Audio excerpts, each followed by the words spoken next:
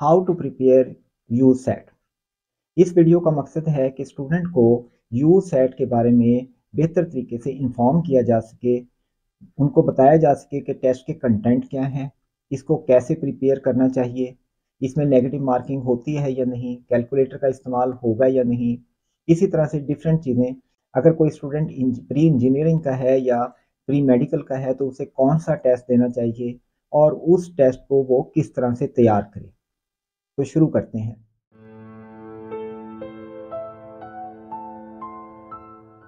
सबसे पहले देखते हैं कि यू सेट क्या है और इसका क्या मकसद है। USAT undergraduate studies admission test एक स्टैंडर्डाइज टेस्ट है जिसका मकसद यूनिवर्सिटी एडमिशन के लिए एप्लीकेंट की जनरल एबिलिटीज़ की एवेल्यूएशन है, ताकि तमाम एप्लीकेंट्स को एक ही स्केल पर वैल्यूएट किया जा सके। क्योंकि डिफरेंट स्टूडेंट डिफरेंट बैकग्राउंड से आते हैं, उनका रीजन डिफरेंट होता है, डिफरेंट रिसोर्सेज के साथ पढ़ते हैं। कोई इंग्लिश मीडियम से है, कोई उर्दू मीडियम से है और कोई किसी रीजन से है, तो उनका लेवल डिफरेंट होता है। तो उनकी वैल्यूएशन के लिए एक ऐसा टेस्ट चाहिए जो तमाम स्टूडेंट्स को irrespective of their background, there previous studies, उनको एक ही स्केल पर वैल्यूएट करे। तो इसके लिए यू सेट को इस्तेमाल किया जाता है। ये एक स्टैंडर्ड टेस्ट है। तमाम एप्लीकेंट जो एडमिशन के लिए अप्लाई करते हैं, तमाम से एक ही तरह का टेस्ट लिया जाता है, जिसकी वजह से स्टूडेंट्स को वैल्यूएट करना, उनकी रैंकिंग करना आसान हो जाता है। यू सेट को एचईसी एडमिनिस्टर करती है और इसको ईटीसी कंडक्ट करती है।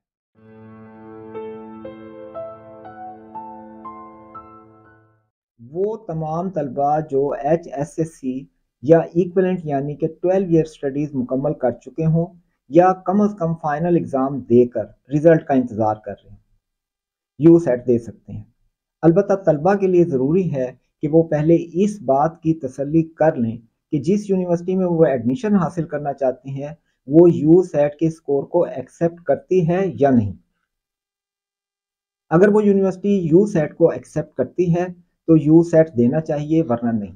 अगर एक यूनिवर्सिटी यू सेट की बुनियाद पर एडमिशन ऑफर करती है तो जाहिर है उसके स्टूडेंट्स को, जो उसके एप्लीकेंट्स होंगे, उनको वो टेस्ट देना होगा। और अगर कोई यूनिवर्सिटी यू सेट के टेस्ट को एक्सेप्ट नहीं करती, इसके बजाय वो कोई और टेस्ट एक्सेप्ट करते हैं, तो एप्लीकेंट को वो टेस्ट देना होगा, ना कि यू सेट। तो इसलिए ज़रूरी यह है कि पहले आपको मालूम होना चाहिए कि जिस जगह मैं अप्लाई करने जा रहा हूँ वहाँ यू सेट एक्सेप्ट भी किया जाता है या नहीं।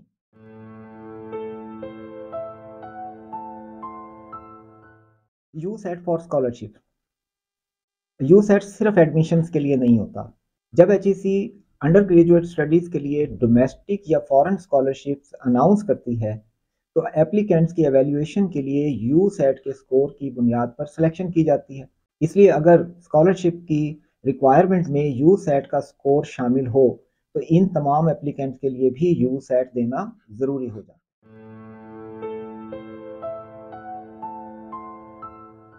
How to apply. सबसे पहले आपको क्लियर होना चाहिए कि आप कौन सा टेस्ट देने जा रहे हैं, क्योंकि यू सेट 6 टाइप्स का है अंडर ग्रेजुएट स्टडीज़ के लिए। प्री इंजीनियरिंग स्टूडेंट्स के लिए अलहदा टेस्ट है, प्री मेडिकल के लिए अलहदा है, आर्ट्स ग्रुप के स्टूडेंट्स के लिए अलहदा है, इसी तरह से कंप्यूटर साइंसेज का भी टेस्ट अलहदा है। तो आपको मालूम होना चाहिए कि आपने कौन सा टेस्ट देना है। इसके लिए नेक्स्ट सेक्शंस में आप देखेंगे कि टाइप ऑफ टेस्ट को हम डिस्कस करेंगे, ताकि आपको इल्म हो सके कि आपने कौन सा टेस्ट देना है। एजुकेशन टेस्टिंग काउंसिल ETC के सेक्शन पर जाएं, इनकी वेबसाइट पर, इस लिंक के थ्रू, और वहां पर अपनी रजिस्ट्रेशन का प्रोसेस मुकम्मल करें। फिर इनकी जो ई पोर्टल है HEC का, उस पर जाकर आप अपना अकाउंट बनाएं, अपना प्रोफाइल मुकम्मल करें, ताकि फर्दर कम्युनिकेशन में वो अकाउंट काम आ सके।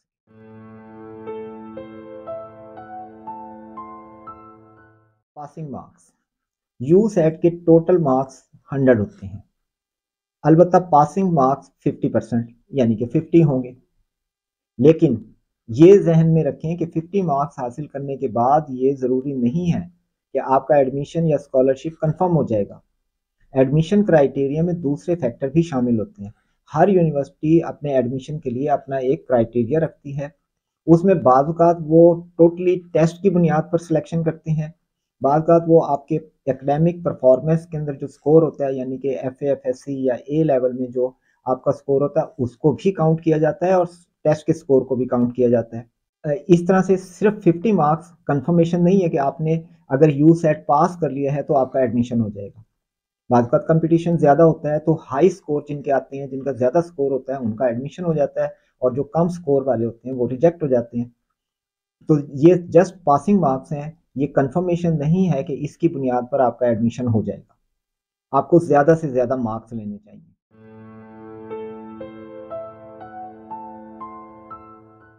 नेगेटिव मार्किंग, नॉर्मली यूसेट में नेगेटिव मार्किंग नहीं होती, लेकिन किसी भी स्पेशल यूसेट में स्पेशल कंडीशन में नेगेटिव मार्किंग हो भी सकती है। यूसेट में कैलकुलेटर के इस्तेमाल की भी इजाज़त नहीं होती।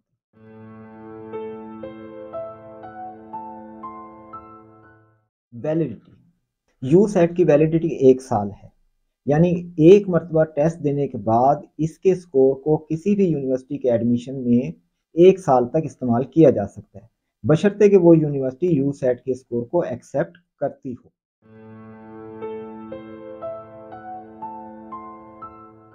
शेड्यूल देखते हैं। यूसेट साल में 4 टाइम्स कंडक्ट होता है नॉर्मली, यानी हर 3 माह बाद। इन टेस्ट का शेड्यूल ETC की वेबसाइट पर पब्लिश किया जाता है, वहां से आप देख सकते हैं कि किस किस डेट को टेस्ट शेड्यूल्ड है। अलबत्ता कोई इदारा चाहे तो इसके लिए स्पेशल टेस्ट यानी यू सेट कंडक्ट किया जा सकता है। ये टेस्ट इस इदारे के एडमिशन या स्कॉलरशिप से कुछ अर्सा पहले अनाउंस किया जाता है। ये स्पेशल टेस्ट सिर्फ उसी इदारे के लिए होता है, यानी कि अगर एक स्टूडेंट ने स्पेशल टेस्ट दिया है XY यूनिवर्सिटी के लिए तो किसी और यूनिवर्सिटी में इस टेस्ट का स्कोर यूज नहीं हो सकेगा। लेकिन अगर उसने शेड्यूल टेस्ट दिया हुआ है तो वो पूरे साल तक किसी भी यूनिवर्सिटी में अप्लाई कर सकता है जो यू सेट का स्कोर एक्सेप्ट करती है।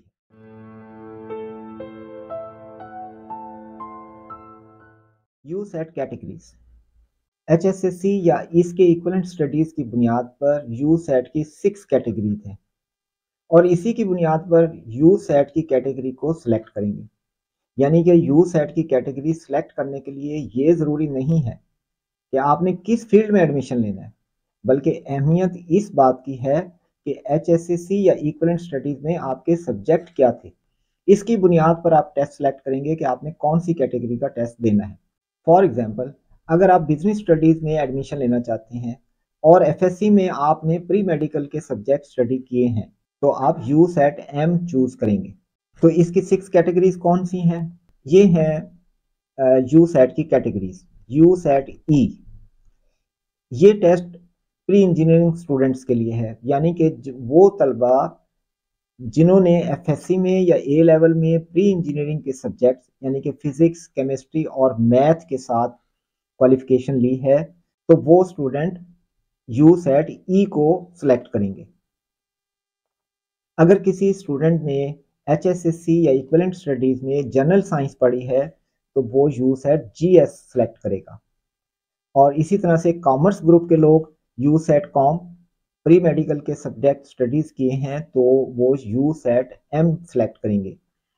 अगर और इसी तरह से आर्ट्स और ह्यूमैनिटीज़ वगैरह के सब्जेक्ट पढ़ने वाले student you set A select करेंगे, और कंप्यूटर साइंस यानी कि ICS करने वाले student you set CS select करेंगे।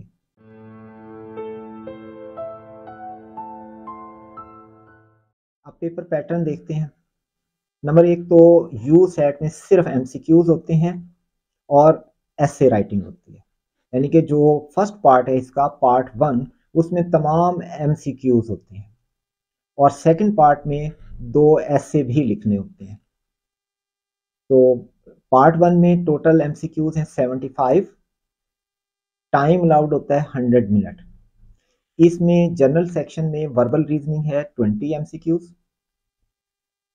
क्वांटिटेटिव रीजनिंग 25 MCQs, और सब्जेक्ट सेक्शन में 3 सब्जेक्ट्स होते हैं बेस्ड ऑन प्रीवियस स्टडीज, और इसके 30 MCQs होते हैं।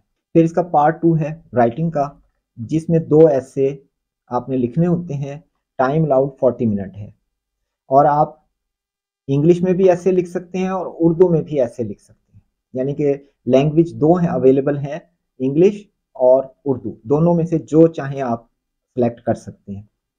पहला ऐसे टाइप है आर्गुमेंट बेस्ड ऐसे, इसके 15 मार्क्स होते हैं और नैरेटिव बेस्ड ऐसे राइटिंग के लिए 10 मार्क्स हैं।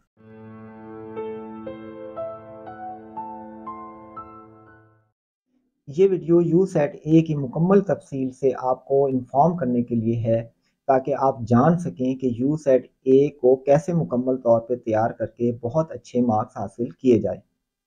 यूसेट ए सिर्फ वो तलबा सेलेक्ट करें जिन्होंने HSSC या इक्वलेंट स्टडीज़ में आर्ट्स के सब्जेक्ट स्टडी किए हों। तो 12 year education in arts and humanities group में।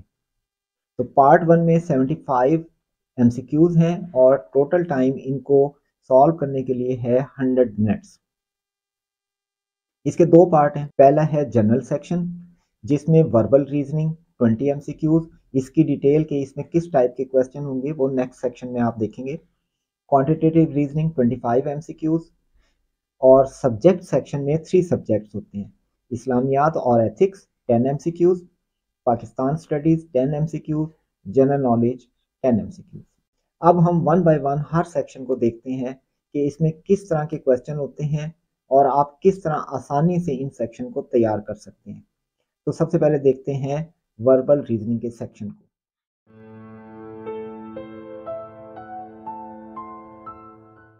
वर्बल रीजनिंग के सेक्शन में 4 टाइप के क्वेश्चन होते हैं, यानी कि एनालॉजीज, सिनोनिम्स और एंटोनिम्स, सेंटेंस कंप्लीशन और कंप्रीहेंशन। देखिए एनालॉजीज के 5 MCQs हैं, सिनोनिम और एंटोनिम्स के 2 होते हैं, यानी कि टोटल 4 MCQs हैं, सेंटेंस कंप्लीशन के 6 MCQs और रीडिंग कंप्रीहेंशन के 5 MCQs।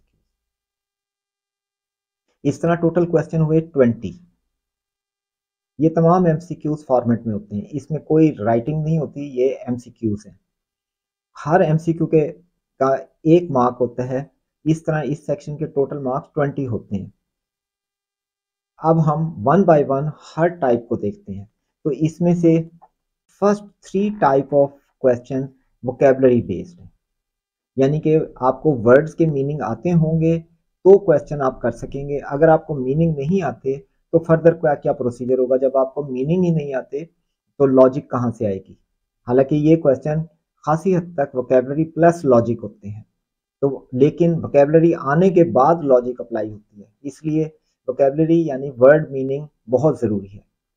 और ये जो लास्ट सेक्शन है कंप्रीहेंशन, ये रीडिंग बेस्ड है कि आपकी रीडिंग स्किल्स क्या हैं। अब हम वन बाय वन देखते हैं हर टाइप के क्वेश्चन को। ये है वर्बल रीजनिंग एनालॉजी, इसके 5 MCQs होंगे। अब इसमें क्या दिया जाता है, जैसे कैट इज टू म्यो, ये म्यो उसकी आवाज़ है, कैट की जो आवाज़ होती है वो ये है म्यो। और डॉग इज टू बार्क, और डॉग की आवाज़ ये होती है बार्किंग। तो देखें जिस तरह से cat is related with meow, इसी तरह से dog is related to bark. ये एनालॉजी है कि अगर ये आपको बताया जाए कि ये चीज़ है तो डॉग के साथ क्या रिलेट होगा, डॉग के साथ बार्क रिलेट होगा। तो actually verbal analogy is a comparison between 2 sets of words that are related in a specific way. तो इसको सॉल्व करने के लिए आपको क्या चाहिए, वोकेबलरी। अगर वर्ड के मीनिंग नहीं आते तो आप उनका रिलेशन भी मालूम नहीं कर सकते। और फिर ability to decode the relationship, जैसे यहाँ था कैट और म्यू का रिलेशनशिप है कि ये कैट की आवाज़ है तो ये डॉग की आवाज़ है।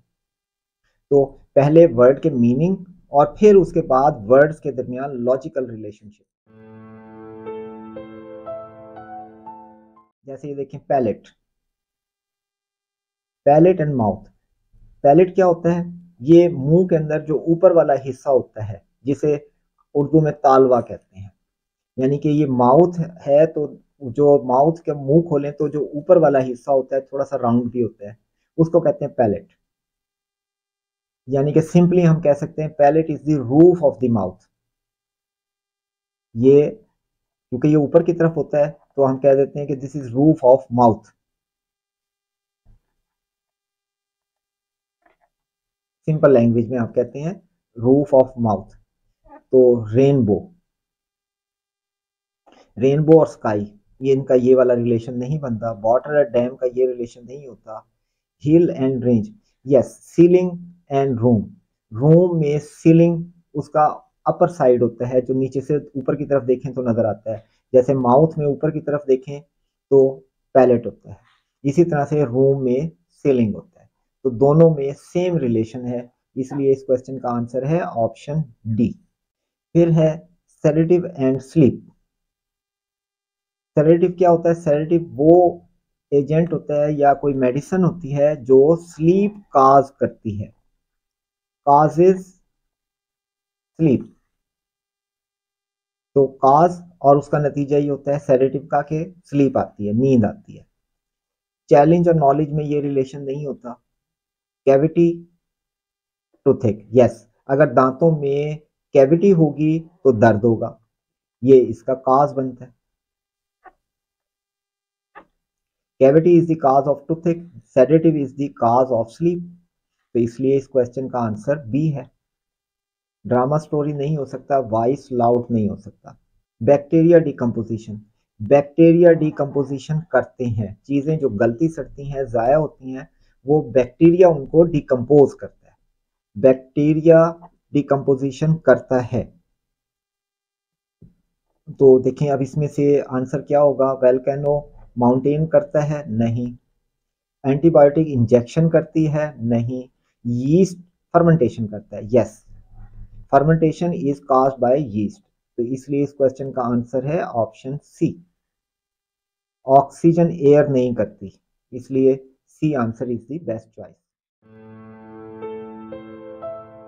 अब देखें सिनोनिम्स, इसमें आपने सिमिलर वर्ड चूज करना होता है। आपको एक वर्ड दिया जाता है, नीचे ऑप्शंस होते हैं और आपने चूज करना होता है सिमिलर मीनिंग वाला वर्ड। तो हम सिंपली कह सकते हैं synonym is a word that has a similar और identical meaning to other word. जैसे एक वर्ड है नियर, तो इसका सिनोनिम हो सकता है क्लोज। हैप्पी के लिए cheerful, dilated, elected, ecstatic, contented, ये सारे हैप्पी के सिनोनिम्स हैं। तो इसके लिए भी स्ट्रॉन्ग वोकैबुलरी चाहिए। इफ समथिंग डेवलप्स इट, अगर कोई चीज डेवलप होती है तो क्या होता है? इट ग्रोज, वो ग्रो करती है। इट फॉल नहीं होती, परफॉर्म नहीं होती, स्टॉप नहीं होती। अगर कोई चीज डेवलप होती है तो वो ग्रो करती है, यानी कि डेवलप का सिनोनिम है grow. The news made the public angry and dashed them up. Angry, angry का सिनोनिम क्या होगा? annoyed, angry and annoyed, नाराज, इसलिए angry का सिनोनिम है annoyed. If information gets mix up, it becomes, mix up ये noun है जिसके मीनिंग है स्टेट ऑफ कंफ्यूजन और a mistake caused bye confusion. तो मिक्सअप हो गया, कंफ्यूजन पैदा हो गई, इट बिकम्स कंफ्यूजिंग। तो इसलिए आंसर है ए, मिक्सअप का सिनोनिम है कंफ्यूजिंग। अब देखते हैं एंटोनिम्स। एंटोनिम्स के 2 एमसीक्यूज हैं, इसमें आपने अपोजिट मीनिंग का वर्ड चूज करना है। जैसे hot is an antonyms of cold, loud is an antonym of quiet, easy is an antonym of complex. इसके लिए भी आपको स्ट्रॉन्ग वोकैबुलरी चाहिए। A reckless is not a dash person, देखें नॉट यानी कि अब अपोजिट वर्ड आना चाहिए। रेकलेस होगा तो रिस्पॉन्सिबल नहीं हो सकता, ये अपोजिट है। रेकलेस जो बेपरवाह होता है, जिसको किसी चीज की परवाह नहीं होती, गलतियां करता है। तो रिस्पॉन्सिबल जो जिम्मेदार होता है। तो a reckless person is not a responsible person, तो रेकलेस का अपोजिट है responsible. If something is horrific, it is not, अगर हॉरिफिक है, खौफनाक एक चीज है, तो वो प्लेजेंट नहीं होगी। Answer D. If something is horrific it is not pleasant, तो हॉरिफिक का अपोजिट हुआ pleasant. The jury was biased and not, biased यानी कि वो किसी की तरफदार है, तो वो क्या चीज नहीं है? न्यूट्रल नहीं है, इसलिए इसका आंसर है ऑप्शन सी। बायस्ड का अपोजिट न्यूट्रल। अब देखते हैं सेंटेंस कंप्लीशन। इसके 6 MCQs होंगे टेस्ट में। हाँ, इसमें एक ब्लैंक या 2 ब्लैंक के क्वेश्चन होते हैं। इसमें भी आपको वोकैबुलरी चाहिए, ईडियम और प्रेपोजिशन की लिस्टें आपने याद की हों, ईडियम्स और प्रेपोजिशन की लिस्टें आपने याद की हों, करेक्ट यूज ऑफ ग्रामर आपको आता हो। My friend has good over English, तो इसके लिए स्पेसिफिकली लफ्ज आता है कमांड। लैंग्वेजेस के जब प्रोफिशिएंसी आपकी ज़्यादा हो, आप उसमें ज़्यादा फ्लुएंट हो, तो कहा जाता है कि इसकी कमांड ज़्यादा है, गुड कमांड है। My friend is a good command over English and Hindi, इसलिए आंसर है option B. The queen fell dash ill and all hopes of her recovery vanished, तो देखें यहाँ पर उसने रिकवर भी नहीं होना, उसकी होप्स खत्म हो चुकी हैं, तो वो इल क्या होगी, सीरियस होगी, बहुत ज्यादा सीरियस होगी। इजीली नहीं आ सकता, हार्डली नहीं आ सकता, स्कार्सली नहीं आ सकता, सीरियसली आएगा इसमें। The queen fell seriously ill, वो शदीद बीमार होगी, सीरियसली बीमार है, और hopes for her recovery vanished, उसकी रिकवरी की उम्मीद भी खत्म हो चुकी है। Air passengers usually dash much language, तो यहाँ पर देखें डोंट हैव, हैज़, पैसेंजर्स है, यहाँ पर प्लूरल है, तो ये हैज़ नहीं आ सकता, हैव नॉट नहीं आएगा, नॉट हैव नहीं होता, don't have. Air passengers usually don't have much luggage, option A is the correct answer. फिर है कम्प्रीहेंशन, इसके 5 MCQs होंगे। ये है रीडिंग बेस, यानी कि आपको एक पैसेज दिया जाएगा और उसमें आप उस पैसेज को पढ़ने के बाद उस पैसेज से रिलेटेड जो क्वेश्चन पूछे जाएंगे उनके आंसर आपने दिए गए चॉइसेस में से चूज करने हैं। तो इसमें टेक्स्ट कम्प्रीहेंशन, यानी कि आपको समझ आता हो कि क्या लिखा है, वोकैबुलरी नॉलेज और रीडिंग स्किल, इन 3 चीज़ों की इसमें ज़रूरत होती है।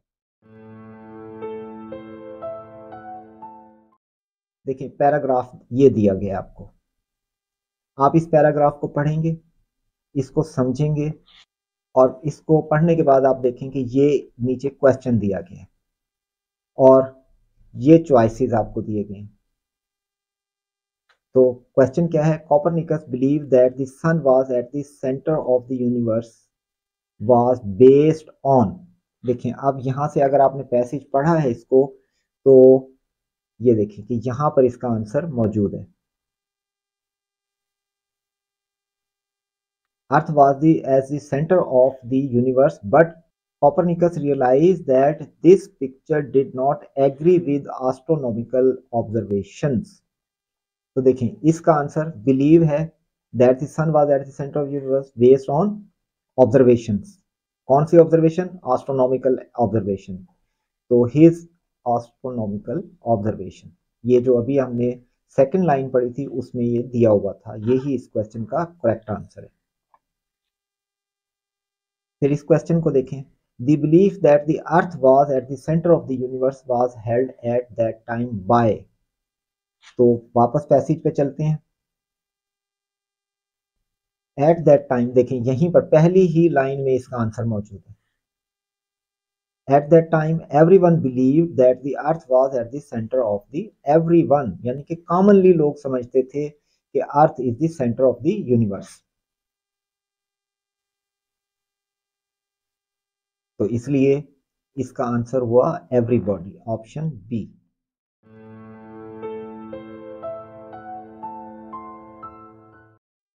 क्वांटिटेटिव रीजनिंग, ये है मैथमेटिक्स का सेक्शन। आप इसे वो मैथमेटिक्स मत समझें जो एफएससी में होती है, यानी कि डिफरेंशियल इक्वेशंस, कैलकुलस, डेरिवेटिव्स, अलजब्रा, ये इतना डिटेल में नहीं होता। ये सिंपल मैथमेटिक्स है जिसके सेक्शन अभी आपको मालूम होंगे कि बेसिक लेवल के होते हैं, लेकिन इनको सॉल्व करने के लिए एक माइंड, जनरल एबिलिटीज चाहिए। उसमें आपको लॉजिक का भी इस्तेमाल करना है, रीजनिंग का भी इस्तेमाल करना है। तो क्वांटिटेटिव रीजनिंग जस्ट मैथमेटिक्स नहीं है कि आप इसे समझेंगे मैथ वाले ही इसको दे सकते हैं। इस सेक्शन में मैथमेटिक्स का लेवल जो होता है वो एफएससी के लिए भी काफ़ी है, इवन के मैट्रिक का स्टूडेंट भी दे सकता है। लेकिन उसमें जो हिडन लॉजिक या उसकी जो सिचुएशन दी जाती है उसको अंडरस्टैंड करने के लिए माइंड चाहिए, जनरल एबिलिटी चाहिए। तो ये क्वांटिटेटिव सेक्शन वो मैथमेटिक्स नहीं है जो एफएससी का होता है। तो इसलिए बायो वाले या कोई भी सब्जेक्ट के स्टूडेंट इसको देखकर परेशान मत हों, ये जनरल नौइयत का होता है। अब देखते हैं क्वांटिटेटिव रीजनिंग में किस टाइप के क्वेश्चन होते हैं, कौन कौन से टॉपिक्स इसमें शामिल हैं। तो पहले है अरिथमेटिक, जिसके 6 एमसीक्यूज हैं। फिर algebra and function 4 MCQ, geometry 3 MCQs, equations 3 MCQs, statistics 3 MCQs और scenario based mental math 6 MCQs। तो टोटल हो गए 25 MCQs। अब हम इसके टॉपिक्स को फर्दर डिटेल में देखते हैं, जैसे अर्थमेटिक, अलजेब्रा वगैरह में क्या चीज़ें शामिल हैं। क्वांटिटेटिव रीजनिंग के अर्थमेटिक, इसमें 6 MCQs हैं। Questions are based on arithmetic reasoning. अब अर्थमेटिक रीजनिंग में अर्थमेटिक ऑपरेशन यानी कि प्लस माइनस मल्टीप्लिकेशन डिवीजन वगैरह, और ऑर्डर ऑफ ऑपरेशन कि अगर किसी एक्सप्रेशन में 3-4 चीज़ें इस्तेमाल हो रही हो तो कौन सी चीज़ पहले करनी है, मल्टीप्लाई पहले करना है, डिवीजन करनी है, या सब्ट्रैक्शन या एडिशन। फिर है face value and place value, numbers, different type के नंबर हैं, real number, integers, fraction, decimals, rational, irrational, ये तमाम नंबर्स इसमें शामिल हैं। फ्रैक्शंस एंड डेसिमल्स, फिर एक्सपोनेंट यानी कि पावर्स के रूल आपको आने चाहिए, वो उसके क्वेश्चन होते हैं। एब्सोल्यूट वैल्यू एंड इनइक्वालिटीज, ये टोटल टॉपिक्स हैं। इसके अलावा भी हो सकते हैं लेकिन वो होंगे जनरल नौइयत के ही, ज़्यादातर इन्हीं पर बेस करते हुए क्वेश्चन होते हैं। Valuate -30 + 47 this. अब इसको वैल्यूएट करना है, ये एक अर्थमेटिक एक्सप्रेशन दिया गया है। तो आप देखें कि इसे कैसे सॉल्व करें। ये है -30 + 47 ब्रैकेट -2 15 + -119 एंड ब्रैकेट क्लोज। अब इनको सॉल्व करें, 47 में से 30 को माइनस करें क्योंकि -30 है, ये हो गया 17 -2 ब्रैकेट। अब ब्रैकेट में ये हो जाएगा 15 -119, 17 -2 इंटू -104, क्योंकि 15 लेस हो गया 119 में से और साइन जो है 119 का लगेगा नेगेटिव, तो ये हो गया 17। अब ये माइनस इंटू माइनस प्लस और 2 इंटू 104, तो 208 and this is equal to 225, जो कि ऑप्शन डी में दिया है। Which of the following is a whole number. Whole number होते हैं 0 1 2 3 4 एंड सो ऑन, ये चलते रहेंगे। इसमें ना तो फ्रैक्शन होती है, ना डेसिमल होता है, ना नेगेटिव नंबर होते हैं। तो 10 भी होल नंबर नहीं है, ये नेगेटिव भी है और फ्रैक्शन डेसिमल है, इसलिए ये तो बिल्कुल नहीं हो सकता। ये फ्रैक्शन में है, ये भी नहीं है, तो होल नंबर सिर्फ 0 है, जो कि ऑप्शन सी है। अब इस एक्सप्रेशन को सिंप्लीफाई करना है, वैल्यूएट करना है कि इसकी एक्सप्रेशन की वैल्यू क्या है। तो 2 की एब्सोल्यूट वैल्यू माइनस -2 की एब्सोल्यूट वैल्यू -2 का स्क्वायर -2 का स्क्वायर। तो देखें 2 की एब्सोल्यूट वैल्यू होती है 2, यानी कि नंबर माइनस में हो और उसकी एब्सोल्यूट वैल्यू ली जाए तो वो प्लस हो जाएगा, और प्लस का नंबर प्लस ही रहेगा। तो ये प्लस का था, ये प्लस ही रहा। माइनस, अब ये जो एब्सोल्यूट वैल्यू है ये हो जाएगी +2, क्योंकि -2 खत्म एब्सोल्यूट वैल्यू की वजह से। फिर माइनस, अब ये हो गया 4 माइनस, अब यहाँ -2 का स्क्वायर ये +4 होगा, तो -4। तो ये दोनों यहाँ से कैंसिल हो गए और ये हो गया -4 इज इक्वल टू -8, जो कि ऑप्शन ए में दिया गया। फिर है अलजेब्रा एंड फंक्शन, इसके 4 MCQs होंगे। तो इसमें इंपॉर्टेंट चीज़ें क्या हैं कि आपको कोफिशिएंट्स के बारे में इंफॉर्मेशन हो, वेरिएबल एंड टर्म्स, ये तो इसकी थ्योरी से रिलेटेड चीज़ें हैं। फिर क्वेश्चन किस टाइप में आएंगे? एक्सप्रेशन एंड इट्स वैल्यूएशन, कोई एक्सप्रेशन देकर आपसे उसकी वैल्यूएशन कराई जाती है। फिर लीनियर इक्वेशंस हैं, system of equations, quadratic equations, polynomials and functions. The linear equation 3x is equal to 10 represent a 3x is equal to 10 और x is equal to 10/3। तो अगर आपके पास कोऑर्डिनेट सिस्टम हो और ये x है और यहाँ से ये लाइन गुजर रही हो, फॉर एग्जांपल ये पॉइंट a है, तो x is equal to a, ये इस इक्वेशन की लाइन है।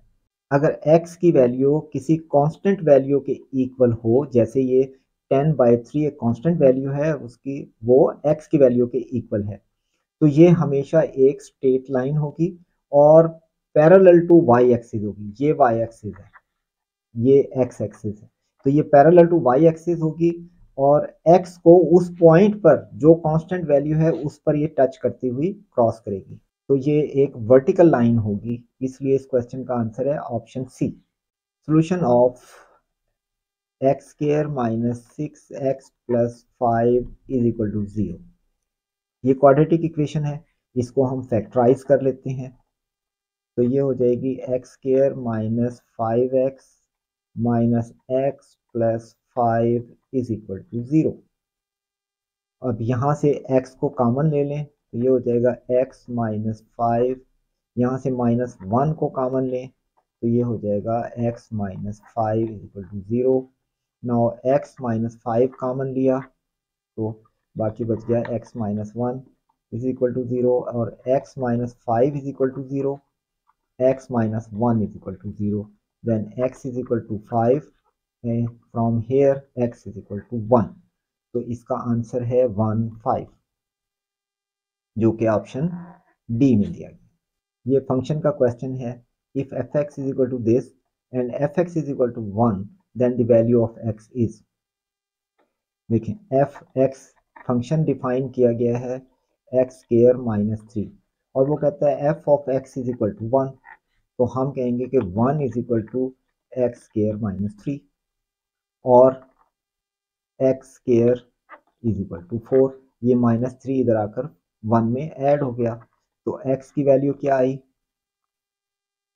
या 4 का under root is equal to plus minus 2, क्योंकि जब x² का अंडर रूट लेंगे तो x की वैल्यू आएगी x is equal to plus minus 2, तो दोनों वैल्यू इसका आंसर है, जो कि ऑप्शन सी में दिया गया।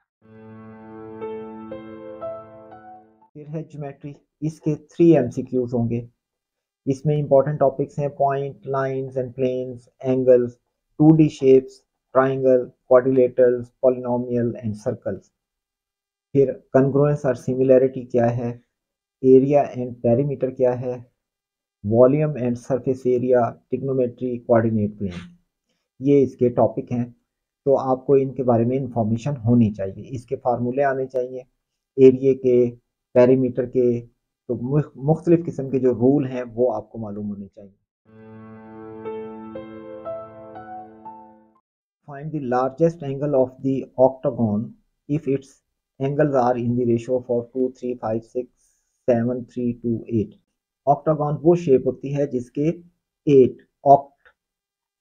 8 कॉर्नर्स हों या 8 साइड्स हों, तो इसका सम ऑफ एंगल यानी कि इसके इंटीरियर एंगल का सम क्या होगा? किसी भी शेप के इंटीरियर एंगल के सम के लिए हम फार्मूला इस्तेमाल करते हैं n-2 into 180। This is the sum of the interior angle of any 2D shapes. जैसे अगर आपके पास ट्राइंगल है, इसके 3 साइड्स हैं ये, तो इसके इंटीरियर एंगल यानी कि इन 3 एंगल का सम क्या होगा? 3 - 2 into 180 इज इक्वल टू 180। और आपको पता है कि ट्राइंगल के इंटीरियर एंगल का सम, तीनों इंटीरियर एंगल का सम होता है 180, तो ये फार्मूला हम इस तरह इस्तेमाल कर सकते हैं। तो अब जो शेप हमारे पास है वो उसके हैं 8 साइड्स, तो इसके सम ऑफ एंगल्स क्या आएगा? 8 - 2 into 180, जो कि इक्वल होगा 6 इंटू 180 इज इक्वल टू 1080। हमने इस ये जो रेशो दी है इसमें लार्जेस्ट एंगल क्या होगा? रेशो आपको दी गई है 2:3:5:6:7:3:8। तो देखें इसमें सबसे बड़ी रेशो कौन सी है? 8 की रेशो 8 है, वो एंगल सबसे बड़ा होगा। तो हम इस पे रेशो एंड प्रोपोर्शन अप्लाई करते हैं। 8 over sum of ratios, sum of ratio आती है 36 मल्टीप्लाइड बाय 1080 जो कि इक्वल है 240 के। तो सबसे बड़ा एंगल होगा 240 डिग्री जो कि ऑप्शन सी है। देखें इसमें क्या था? ऑक्टागॉन थी। ऑक्टागॉन के अंदर ऑक्टागॉन के 8 साइड्स होते हैं। तो सबसे पहले हम इसके इंटीरियर एंगल का सम मालूम करते हैं ताकि फिर उनको इस रेशो के मुताबिक डिवाइड कर सकें कि सबसे बड़ा एंगल कौन सा आएगा। तो पहले हमें टोटल एंगल तो मालूम हो कि उसके इंटीरियर में कितने जो 8 एंगल हैं उनका सम क्या है। तो हमने ये फार्मूला इस्तेमाल करते हुए इसको कैलकुलेट किया कि उसके इंटीरियर एंगल का सम है 1080। अब जो रेशो दी गई है उसके मुताबिक हम इसको कैलकुलेट करते हैं कि सबसे बड़ा एंगल क्या होगा, जिसकी सबसे बड़ी रेशो है 8। तो 8 ओवर सम ऑफ रेशो, इन सब का सम वो 36 आ गया। इसको मल्टीप्लाई किया सम ऑफ एंगल से, तो सबसे बड़े एंगल की वैल्यू आ गई 240। The angle between the hands of a clock at 4:30 is. तो देखें क्लॉक क्या होता है, ये क्लॉक के अंदर ये सिचुएशन बनेगी। अब 4:30, तो देखें ये 3, 2, 1 और ये 12, ये 4, ये 5 और ये 6, 7, 8, 9, 10, 11। ये क्लॉक की सिचुएशन है। अब 4:30 पर जो मिनट वाली नीडल होगी या सुई होगी वो पूरे इस जगह पर आ जाएगी 6 पर, और जो 4 वाली है वो एग्जैक्ट कहाँ होगी? ये 4 यहाँ पर होगी मिड में। हमने ये एंगल बताना है।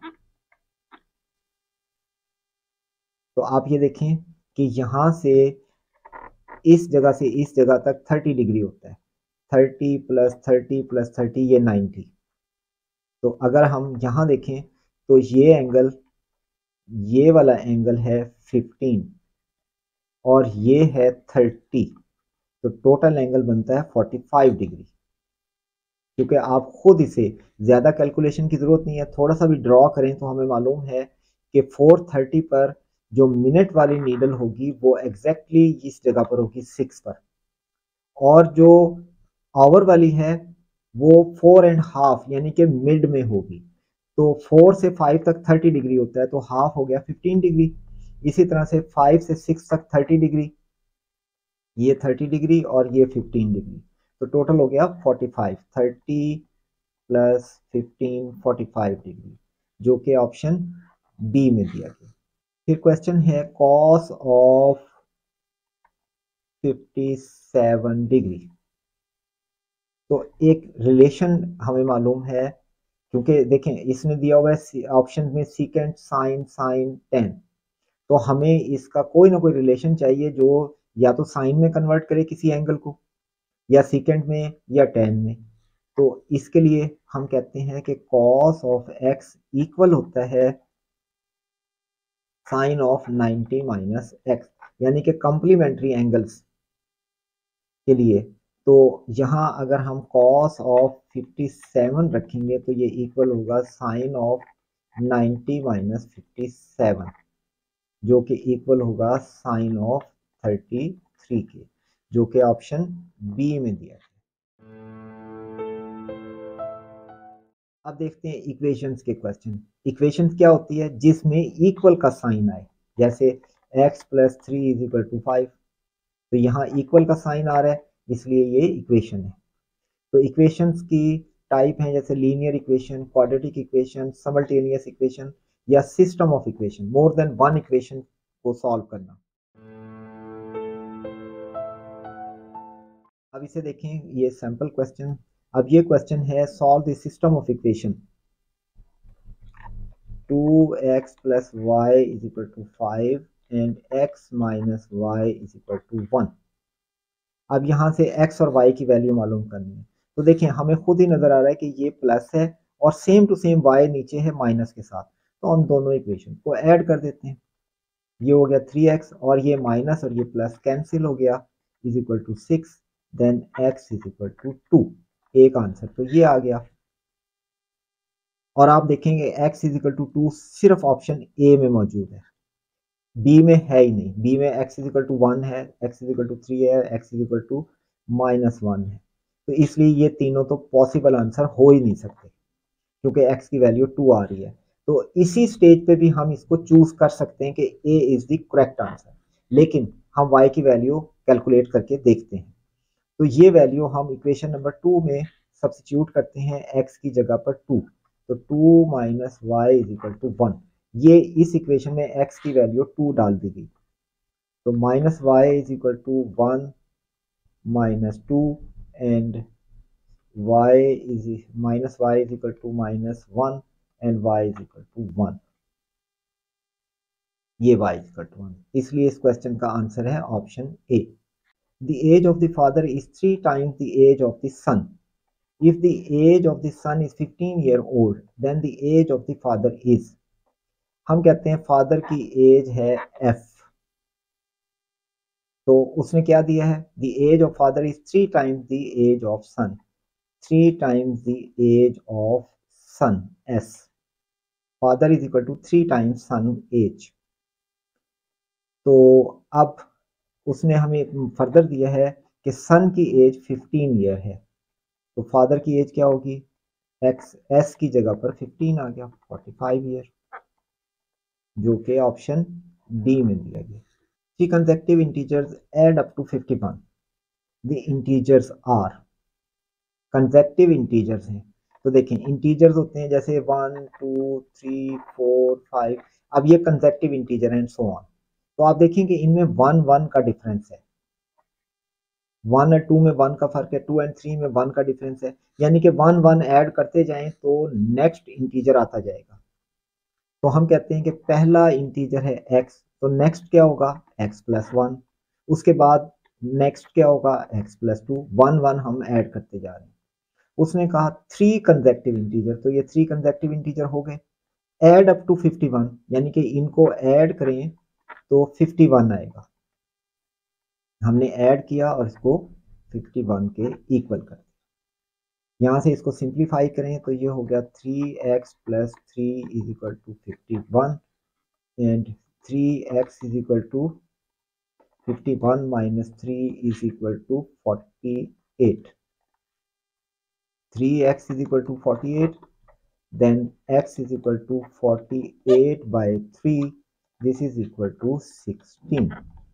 तो x की जो स्मॉलर है वो आ गया 16, तो नेक्स्ट क्या होगा x plus 1, x plus 1 is equal to 17। उसके बाद क्या है x प्लस 2, तो x plus 2 is equal to 18। तो तीनों इंटीजर कौन से हो गए कंसेक्टिव, 16 17 और 18, जो कि ऑप्शन ए में दिया। अब आते हैं स्टैटिस्टिक्स की तरफ। इसके 3 एमसीक्यूज होते हैं। इसके मेजर टॉपिक्स हैं मीन, मॉड, मीडियन और range. The mod in the data, mod होता है मोस्ट रिपीटेड वैल्यू, वो वैल्यू डाटा में जो सबसे ज्यादा दफा आ रही हो। तो आप इसमें देखें कि सबसे ज्यादा दफा 8 आ रहा है 4 टाइम, बाकी तमाम नंबर्स 4 टाइम से कम है, तो इसलिए इस क्वेश्चन का आंसर है option D. The average of the first 5 multiple of 9, first 5 multiple, तो पहले मल्टीपल देखें, पहला मल्टीपल है 9 खुद, फिर 18, फिर 27, फिर 36, फिर 45। ये हैं 9 के 5 मल्टीपल्स और ये फर्स्ट लेने थे तो 9 से शुरू किया हमने, तो इनकी हमने एवरेज बतानी है, तो इन सबको ऐड करें और 5 से डिवाइड करें, तो ये आ गया 135/5 is equal to 27। This is the average of first 5 multiple of 9। तो आंसर हो गया option B. What is the average of the first 100 natural numbers? Average of first 100 natural numbers. तो ये हुआ, नेचुरल नंबर शुरू होते हैं 1 से, 1 2 3 4 अप टू 100, इनकी एवरेज बतानी है। तो ये इक्वली स्पेस सीरीज है, यानी कि इसमें 1 1 का कांस्टेंट डिफरेंस है कंसेक्टिव नंबर में। तो इसके लिए एवरेज होती है first value plus last value divided by 2। तो first value is 1, last value is 100 divided by 2 is equal to 50.5, जो कि ऑप्शन सी में दिया। सिनेरियो बेस्ड मेंटल मैथ, इसके होते हैं 6 क्वेश्चन। इसमें बहुत से टॉपिक्स हैं, जिसमें से मोस्ट कॉमन टॉपिक्स हैं ratios and proportion, percentage, profit and loss, speed, translation, age problem, number system and arithmetic operation, permutation and combination, probability वगैरह। इसके अलावा भी हो सकते हैं, लेकिन मोस्ट कॉमन यही टॉपिक्स हैं। और ये कोई इतने मुश्किल नहीं है, आसान टॉपिक्स हैं। हाँ, अलबत्ता आपको इसमें सबसे इंपॉर्टेंट टॉपिक होगा ट्रांसलेशन। अगर ट्रांसलेशन आ जाती है तो बाकी क्वेश्चन कंपैरेटिवली आसान हो जाते हैं। A train is moving with a speed of 30 km per hour, crosses a pole in 21 seconds. The length of train is, देखिए अब टाइम वो सेकंड्स में दे रहा है, तो लेंथ वो पूछ रहा है और ऑप्शन में उसने मीटर में दिया है। तो स्पीड को हमें कन्वर्ट करना होगा मीटर पर सेकंड में, क्योंकि देखिए आंसर मीटर में है और टाइम जो दिया है सेकंड में है। तो मीटर पर सेकंड में हम स्पीड को कन्वर्ट करेंगे। तो 30 kilometre per hour is equal to 30 into 1000 metre. Kilometre की जगह मैंने लिख दिया 1000 मीटर और आवर की जगह मैंने लिख दिया 3600 सेकेंड्स। तो यहाँ से स्पीड की वैल्यू आती है 300/36 विच इज इक्वल टू 25/3। ये है उसकी स्पीड। तो स्पीड हमारे पास है 25/3। अब डिस्टेंस हमने बताना है, तो डिस्टेंस किसके इक्वल होता है? Distance is equal to speed multiplied by time. तो स्पीड हमारे पास है 25/3 और टाइम है 21 सेकेंड्स। ये 21 सेकेंड्स, तो ये हो गया 25 into 7 which is equal to 175। Answer is in metre, जो कि ऑप्शन सी में दिया। If the cost of 2 hens and 3 goats is 47,000 and cost of 5 hens and 1 goat is 20,000, what is the cost of a hen? अब हम कहते हैं कि cost of hen is H and cost of a goat is equal to G। तो 2 hens की total cost हो गई 2H और 3 गोट्स की कॉस्ट हो गई 3G इज इक्वल टू 47,000। फिर 5 hens and 1 goat is equal to 20,000। यहां से हमने h की वैल्यू फाइंड करनी है, hen की कॉस्ट। इस जगह से हम इस सेकंड इक्वेशन से, इस इक्वेशन से हम g की वैल्यू निकालते हैं। g is equal to 20,000 minus ये 5h इस साइड पर आ गया, ये हमारे पास है g की वैल्यू 5h। इसको इक्वेशन नंबर 1 यानी कि ये इक्वेशन नंबर 1 में इंसर्ट कर दें। इसको सब्स्टिट्यूट करें g की जगह पर, तो ये आ गया 2h प्लस 3। अब g की जगह पर 20,000 माइनस 5h आ गया, जो कि इक्वल है 47,000।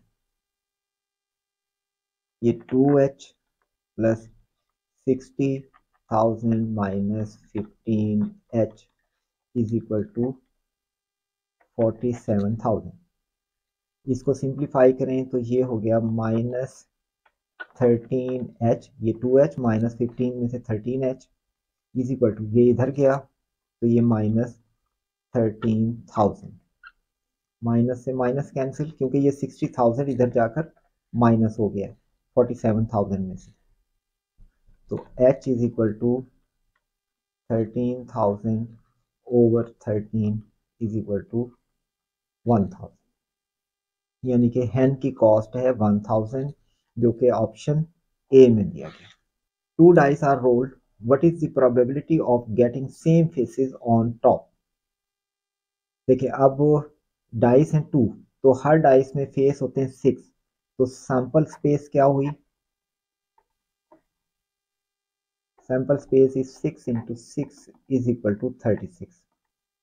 अब probability of getting same faces, तो देखें फेसेस क्या हो सकते हैं? 1 1 हो सकता है, 2 2 हो सकता है, यानी कि एक डाई पर 1, दूसरे पर भी 1, फिर 2 2 हो सकता है, 3 3, 4 4, 5 5, 6 6, यानी कि पहली डाई पर 1, दूसरी पर भी 1, पहली पर 2, दूसरी पर भी 2, पहली पर 3, दूसरी पर भी 3, इस तरह से ये सिर्फ 6 पॉसिबिलिटीज हैं जिसमें सेम फेसेस हों।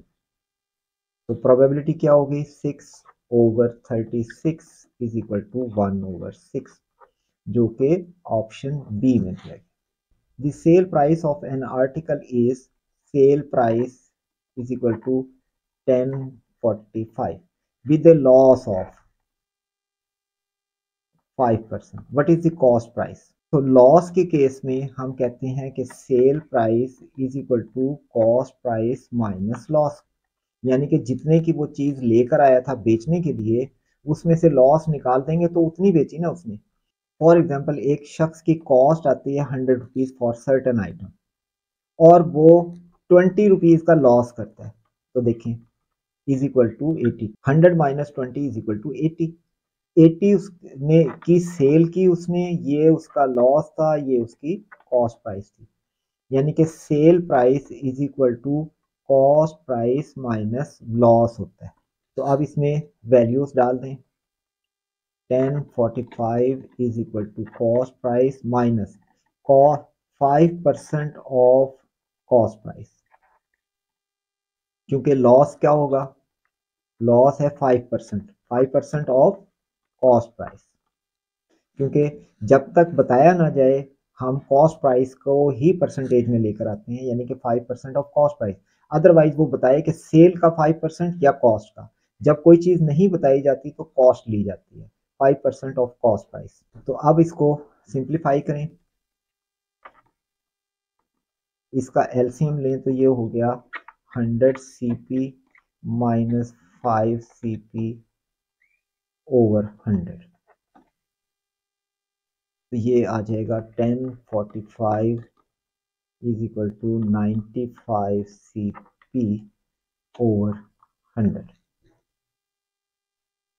अब यहाँ से CP को कैलकुलेट करें तो cost price is equal to 1045 multiplied by 100, ये 100 ऊपर चला गया और ये 95 नीचे आ गया, तो यहाँ से cost price is equal to 1100, जो कि ऑप्शन सी में है।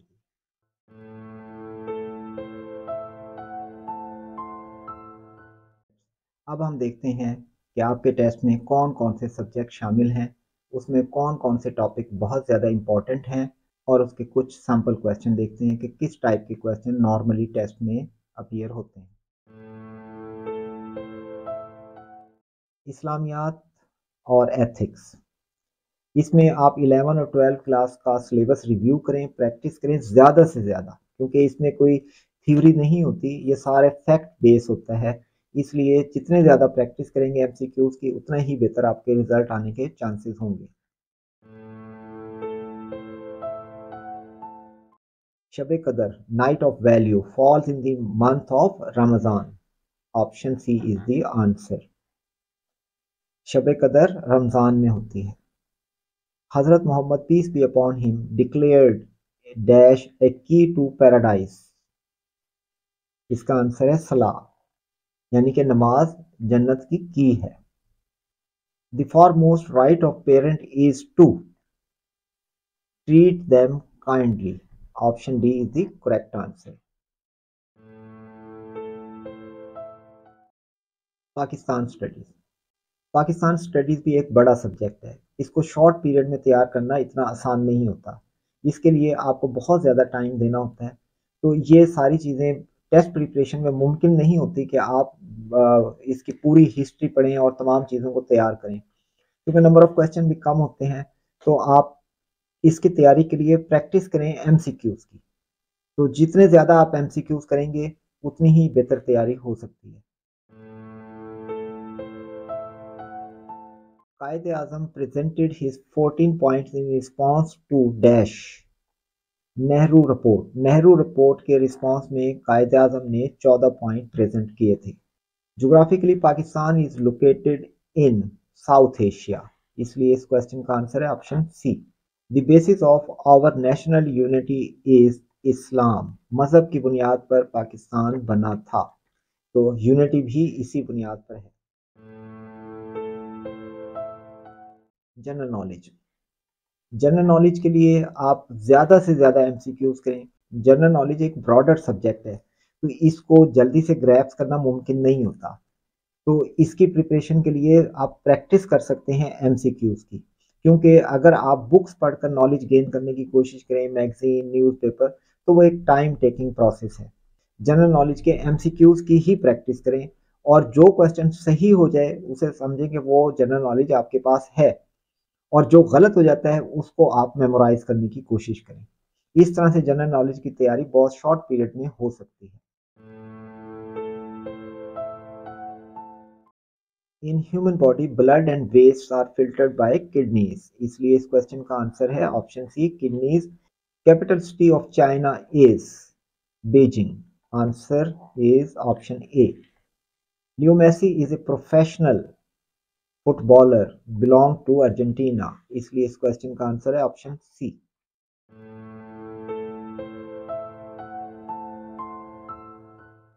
फिर आते हैं पार्ट 2 की तरफ। ये तमाम कैटेगरीज में सेम है, इसलिए आपकी कैटेगरी में भी यही कुछ होगा जो अदर कैटेगरीज में है। तो पार्ट 2 में आपने 2 एसेज लिखने हैं। इसके लिए टाइम आपको मिलता है 40 मिनट्स। आप उर्दू में चाहें तो उर्दू में लिख लें, इंग्लिश में चाहें तो इंग्लिश में लिख लें, ये ऑप्शनल है। दोनों में से कोई एक लैंग्वेज में आप ऐसे लिख सकते हैं। तो ऐसे की टाइप पहला है आर्गुमेंट बेस्ड ऐसे, इसके 15 मार्क्स होते हैं। फिर नैरेटिव बेस्ड ऐसे राइटिंग है, इसके 10 मार्क्स हैं। अब हम देखते हैं आर्गुमेंट बेस्ड ऐसे। तो इसमें आपको 3 आर्गुमेंट बेस्ड ऐसेज लिखने के लिए दिए जाएंगे, और आप अपनी मर्जी से उनमें से एक ऐसे को अटेम्प्ट करेंगे। तो इसमें ऐसे किस किस्म के होते हैं कि ये परसुएसिव, किसी को कायल करने के लिए, ओपिनियन, अपनी राय को जाहिर करने के लिए जो ऐसे लिखा जाता है वो भी आर्गुमेंट बेस्ड ऐसे है। इसी तरह से पोजीशन पेपर्स के आप कोई अपनी पोजीशन लेते हैं कि मैं इसकी फेवर में हूँ या डिसफेवर में हूँ। तो इसको करने के लिए जब आप ऐसे लिखने लगते हैं तो सबसे पहले आप टॉपिक को अंडरस्टैंड करते हैं कि टॉपिक है क्या। फिर उसके बारे में अपने माइंड में इंफॉर्मेशन लेकर आते हैं। फिर उसमें एविडेंसेस कि आप उसको फेवर करने के लिए या उसको प्रेजेंट करने के लिए या किसी को कायल करने के लिए क्या दलील दे सकते हैं। तो फिर उसके बाद आप अपनी पोजीशन क्लियर करते हैं कि मैं किस साइड पर हूँ, मैं इसकी फेवर करता हूँ या डिसफेवर करता हूँ, होना चाहिए या नहीं होना चाहिए। तो इस तरह से ये ऐसे खासे टेक्निकल से होते हैं। ये वो ऐसे नहीं होते जो हम 10th क्लास में या छोटी क्लासेस में लिखते हैं, माई टीचर माई स्कूल। उसमें तो आप सिर्फ नरेट करते हैं, उसमें तो आप डिस्क्राइब करते चले जाते हैं चीज़ों को। जबकि यहाँ आपने परसुएट भी करना है, अपनी ओपिनियन भी देनी है और कोई एक पॉइंट पोजीशन भी लेनी है। आर्गुमेंट बेस्ड एसेज में 15 मार्क्स हैं। तो इंग्लिश और उर्दू में आप लिख सकते हैं। जैसे अब ये 3 टॉपिक्स हैं, इनमें से किसी एक में आप लिखेंगे। Does technology limit creativity, are standardised test effective, can we reduce poverty in Pakistan.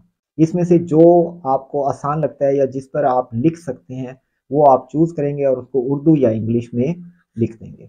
अब इनके आंसर ये आपके सामने है, आप इसको वीडियो को पॉज कर कर आप इसे पढ़ सकते हैं। ये स्टैंडर्ड रिस्पॉन्सेज हैं, यानी कि इनको आप याद करके या चेंज करके वहाँ पर लिख भी सकते हैं, लेकिन मालूमात आप यहाँ से ले लें, फिर आप अपने वर्ड्स में इसको लिख लें।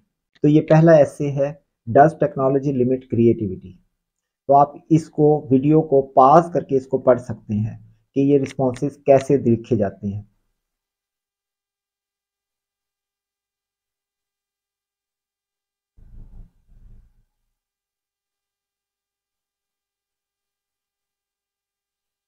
फिर ये दूसरा ऐसे है, इसको भी आप पास करके पढ़ लें और अंडरस्टैंड करने की कोशिश करें कि किस तरह से ऐसे लिखा जा सकता है।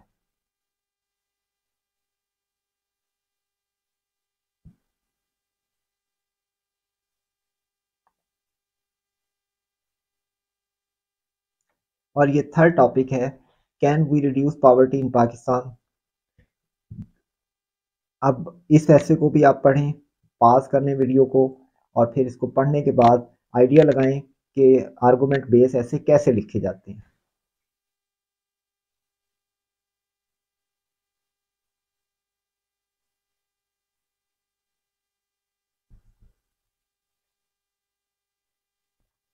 ये कुछ सैंपल प्रॉम्प्ट हैं कि जो दिए गए हैं, इसके अलावा इस तरह से और भी क्वेश्चन हो सकते हैं। एजुकेशन पर ये 5 प्रॉम्प्ट्स हैं जो पेपर में आ सकते हैं। आप पहले से इनके बारे में इंफॉर्मेशन माइंड में कलेक्ट कर लें, तो पेपर में अगर इनमें से कोई आ जाता है तो आप आसानी के साथ उसे वहाँ प्रेजेंट कर सकते हैं। ये हैं एजुकेशन की 5 प्रॉम्प्ट्स, फिर टेक्नोलॉजी की 5 प्रॉम्प्ट्स, सोसाइटी एंड कल्चर,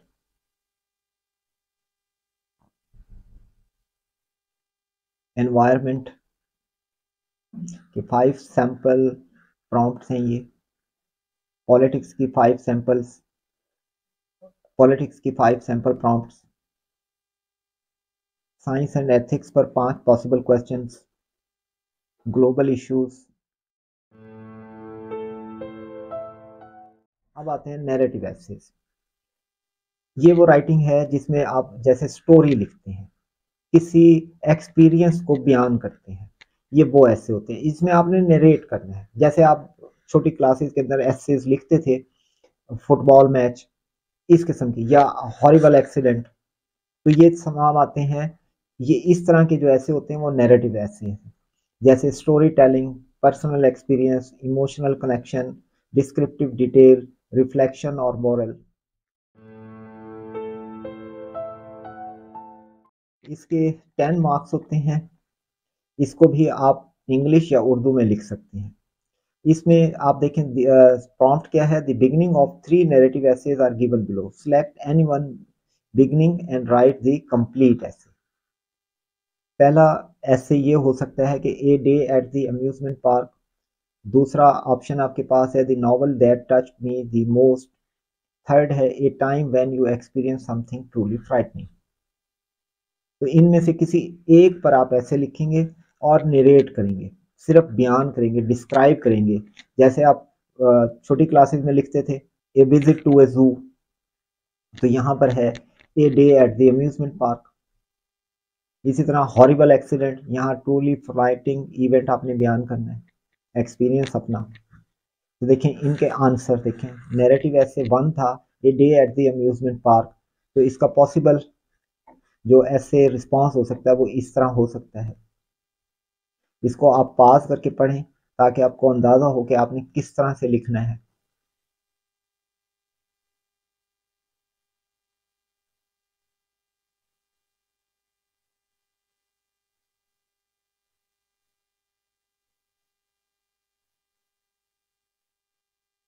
ये दूसरा है ऐसे, the novel that touched me the most.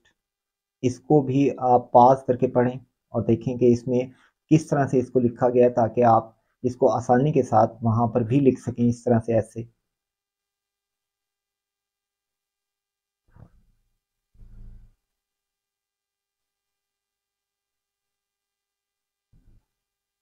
ये थर्ड है, a time when you experience something truly frightening. इसको पास करके पढ़ें आप।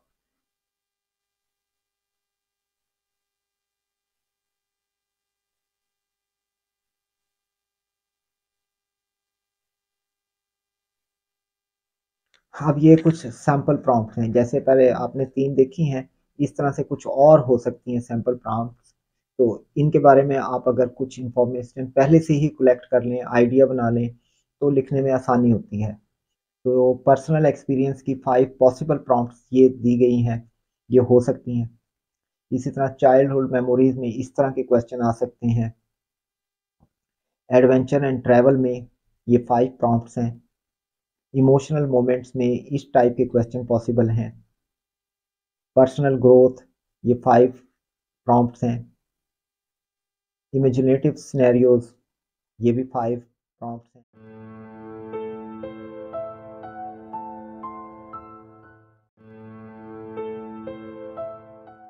अब देखते हैं कि वर्बल सेक्शन को तैयार कैसे किया जाए, इसकी इफेक्टिव प्रिपरेशन कैसे हो ताकि आप बेहतर से बेहतर स्कोर हासिल कर सकें। तो इसमें क्योंकि बहुत से क्वेश्चन वोकेबलरी बेस हैं, तो सबसे इम्पॉर्टेंट चीज़ ये होती है कि आप मेमोराइज करें वोकेबलरी लिस्ट को। इसके लिए मुख्तलिफ वोकेबलरी लिस्ट नेट पर अवेलेबल हैं, आप वहाँ से भी डाउनलोड कर सकते हैं, या फिर आप द कैट ऑनलाइन की वेबसाइट पर जाएं और वहाँ से डाउनलोड करें, उन्हें याद करें। जितनी ज़्यादा वोकेबलरी आप याद कर सकेंगे, उतना ही ज़्यादा चांसेस होंगे कि आप क्वेश्चन को आसानी से कर सकें।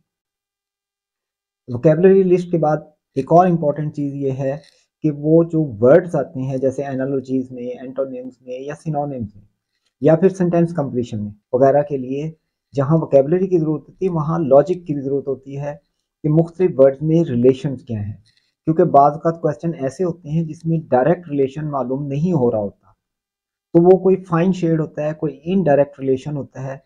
तो उनको समझने के लिए आपको लेक्चर्स की ज़रूरत होती है कि मुख्तलिफ वर्ड्स को आपस में कैसे रिलेट किया जाए। तो उसके लिए ज़रूरी ये है कि आप इन टॉपिक्स पर लेक्चर्स लें। ये तमाम लेक्चर्स यूट्यूब के चैनल एंटी टेस्ट में मौजूद हैं। आप इस चैनल को ज्वाइन करें और वहाँ ये तमाम टॉपिक सर्च करें, तो आपको ये तमाम टॉपिक डिटेल लेक्चर के साथ मिल जाएंगे, जिसमें बहुत से प्रैक्टिस एमसीक्यूज भी शामिल हैं, उनके सॉल्यूशंस मौजूद हैं। आप उसे देखेंगे तो आपको खासी हेल्प होगी चीज़ों को अंडरस्टैंड करने में। जहाँ तक बात है रीडिंग की, रीडिंग के लिए आपको बहुत से प्रैक्टिस पैसेजेस चाहिए, उनकी प्रैक्टिस करेंगे तो आप रीडिंग में परफॉर्म कर सकेंगे बहुत बेहतर। तो इसके लिए आप दी कैट ऑनलाइन की वेबसाइट www.thecatonline.com ज्वाइन कर सकते हैं। वहाँ पर आपको रीडिंग पैसेजेस मिल जाएंगे। फिर ये सारा कुछ करने के बाद, यानी कि वोकेबलरी लिस्ट मेमोराइज करने और लेक्चर्स लेने के बाद, जब आपको टॉपिक बिल्कुल क्लियर हो जाए, तो फिर आप इनकी प्रैक्टिस करें एमसीक्यूज के साथ। बहुत से एमसीक्यूज आप डाउनलोड करें और उनकी प्रैक्टिस करें, फिर अपनी गलतियों को देखें। तो इसके लिए आप इस वेबसाइट को ज्वाइन करें। यहाँ पर फ्री अकाउंट आप ले सकते हैं, फ्री भी अवेलेबल है और पेड भी अवेलेबल है। इसी तरह जूम पर क्लास भी अवेलेबल होती है। आप अगर पेड या जूम पर नहीं जाना चाहते तो आप फ्री अकाउंट लें, वहाँ से आप चीज़ें डाउनलोड करें, लेक्चर्स लें और इस तरह से एक खासी बेहतर प्रिपरेशन आप कर सकेंगे। अब देखते हैं कि क्वांटिटेटिव सेक्शन को इफेक्टिवली प्रिपेयर कैसे किया जाए। तो क्वांटिटेटिव में बहुत से टॉपिक्स होते हैं, तो उनके लिए आपको ज़रूरी यह है कि उनके इन एंड आउट और उनकी इन डेप्थ जो नॉलेज मौजूद होता है उसे अंडरस्टैंड करने के लिए आप इनके लेक्चर्स लें हर टॉपिक के, और डिटेल लेक्चर होने चाहिए ताकि आपको चीज़ें ज़्यादा समझ आएँ। फिर उसके बाद टॉपिक लेने के बाद हर टॉपिक की प्रैक्टिस करें एमसीक्यूज के ज़रिए और उनका सॉल्यूशंस देखें। तो इसके लिए अगर आप इस वेबसाइट पे जाते हैं, बेशक आप यहाँ पर फ्री अकाउंट ले लें, पेड अगर आप नहीं लेना चाहते, दोनों वहाँ पर मौजूद हैं, फ्री भी और पेड भी। आप फ्री अकाउंट लें, उसमें आपको बहुत से लेक्चर्स मिल जाएंगे और इसके अलावा प्रैक्टिस एमसीक्यूज होंगे एवरी टॉपिक। फिर उनके सॉल्यूशंस भी हैं, यानी कि इस वेबसाइट में होता ही है कि पहले आप लेक्चर लेते हैं, फिर उसके बाद आप एक डाउनलोड करते हैं या ऑनलाइन ही क्वेश्चन को सॉल्व करते हैं। फिर अपनी की को देखते हुए जो गलतियां आती हैं उनकी वीडियो मौजूद है, उनका वीडियो देखें कि इस क्वेश्चन को कैसे करना था, इसके अंदर क्या चीज़ मौजूद थी जिसकी वजह से आपका क्वेश्चन गलत हुआ है। फिर ये हर टॉपिक को करने के बाद मिक्स टॉपिक्स की प्रैक्टिस करें, उसके लिए भी आप एमसीक्यूज यूज़ करें। और आप इसको ज्वाइन कर लें तो वहाँ पर आपको ये सारी चीज़ें एक ही जगह पर मिल जाएंगी। अदरवाइज यूट्यूब का चैनल एंट्री टेस्ट, इसमें इन टॉपिक्स के लेक्चर्स मौजूद हैं जिसमें डिटेल एक्सप्लेनेशन के साथ साथ प्रैक्टिस क्वेश्चन भी हैं और लेक्चर के साथ एसोसिएटेड बहुत से क्वेश्चन हैं जिनको सॉल्व किया गया है। अब देखते हैं कि सब्जेक्ट सेक्शन को कैसे तैयार किया जाए। सब्जेक्ट सेक्शन एक्चुअली बहुत बड़ा सेक्शन बन जाता है क्योंकि इसमें हर सब्जेक्ट की 2 बुक्स हैं, फर्स्ट ईयर और सेकेंड ईयर की, बहुत से टॉपिक्स हैं। तो इस शॉर्ट पीरियड में 1-1.5 महीने में इसको तैयार करना खासा मुश्किल होता है। लेकिन क्योंकि ये बुक्स आप 2 साल पहले पढ़ कर आए हैं, यानी कि 2 साल फर्स्ट ईयर और सेकेंड ईयर में आपने ये बुक्स पढ़ी हैं, इनके पेपर भी दिए हैं, आपने मेमोराइज भी की हैं चीज़ें, तो इसलिए इतना ज़्यादा परेशान होने की ज़रूरत नहीं होती क्योंकि इनको सिर्फ रिव्यू करेंगे तो आपको चीज़ें याद आना शुरू हो जाएंगी। या फिर ये है कि आप इनके लेक्चर्स लें, ऑनलाइन लेक्चर्स जो अवेलेबल हैं, या फिर आप किसी वेबसाइट पर जाएं और फ्री अकाउंट में जाकर इनके लेक्चर्स लें। फिर हर चैप्टर के एमसीक्यूज की प्रैक्टिस करें और जब प्रैक्टिस हो जाए एमसीक्यूज के हर चैप्टर की तो फिर पूरे सब्जेक्ट की प्रैक्टिस करें। तब जाकर आप इस लेवल पर आते हैं कि आप इन सब्जेक्ट को अटेम्प्ट कर सकें।